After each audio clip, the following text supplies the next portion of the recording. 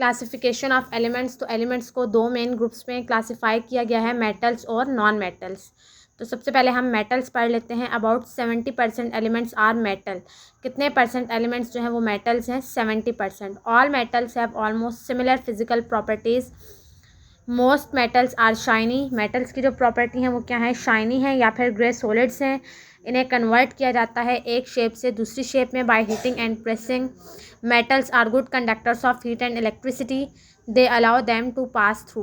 कि मेटल्स में से हीट और इलेक्ट्रिसिटी इजीली पास कर जाती है, तो ये क्या हुए? गुड कंडक्टर्स हुए। Some common metals are given in the table 5.2। तो कॉमन मेटल्स आपके पास कौन कौन से हैं? Aluminium Al, calcium Ca, copper Cu, iron Fe, lead Pb, mercury Hg, silver Ag, sodium Na, zinc Zn। फिर हम पढ़ेंगे नॉन मेटल्स की properties. The elements other than metals are called non metals. के मेटल्स के अलावा जितने भी elements हैं वो क्या हैं? नॉन मेटल्स हैं।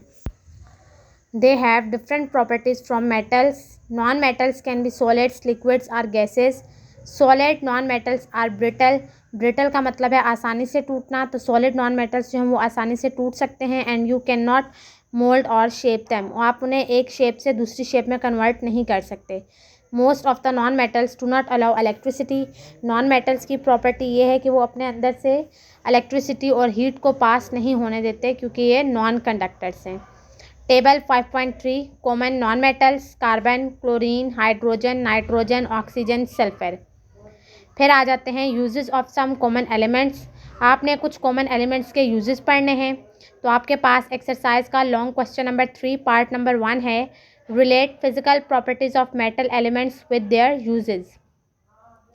Usage of some common elements, तो आंसर मैं आपको बताऊंगी। We can relate the physical properties of elements to their uses. Physical properties and uses of metals. Metals are widely used in our everyday life due to their physical properties. तो अब हम metals की जो हैं वो properties पढ़ लेते हैं। Number 1 state, most metals are found in solid state. जितने भी मेटल्स हैं वो सॉलिड स्टेट में पाए जाते हैं। However mercury is found in liquid state. और मरकरी जो है वो लिक्विड स्टेट में होता है। Mercury is filled in thermometers to measure temperature. Mercury को फिल किया जाता है थर्मोमीटर्स में ताकि टेम्परेचर को मेजर कर सकें। Point number 2 hardness, most metals are hard solids. For example iron is use to made steel. The steel is then used for making rails, bridges, ships, girders, surgical instruments, and utensils. Number 3 luster. Freshly cut metals have brilliant shine called luster. Luster कहते हैं चमक को। तो जितने भी metals हैं वो क्या हैं? shiny हैं। For example, aluminium is used for making utensils and picture frames due to its luster. Gold and silver are used to make ornaments because of their shine. Ornaments कहते हैं जेवरात को। तो आपने देखा है जितनी भी ज्वेलरी वगैरह है, जेवरात हैं, वो क्या है? शाइनी होते हैं। Number 4 melting and boiling points. जितने भी मेटल्स हैं उनका मेल्टिंग और बॉइलिंग पॉइंट हाई है।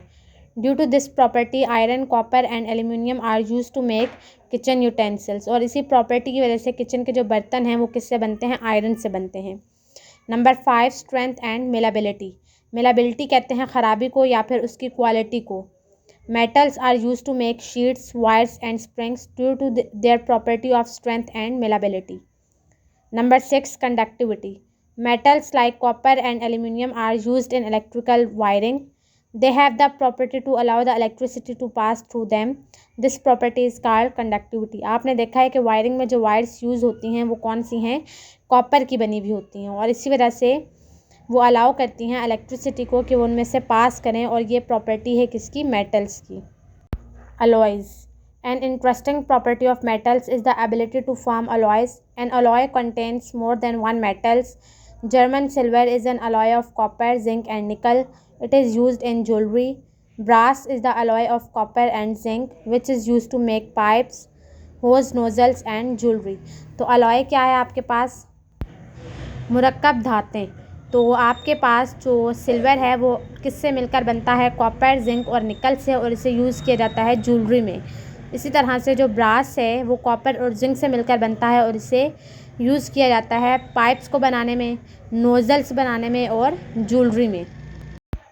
तो डायरी है आपके पास, unit 5 atoms, molecules, mixtures and compounds, page 45 to 48 is for reading.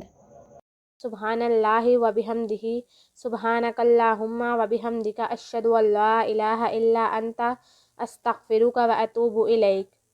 Okay, wish you best of luck. Thank you.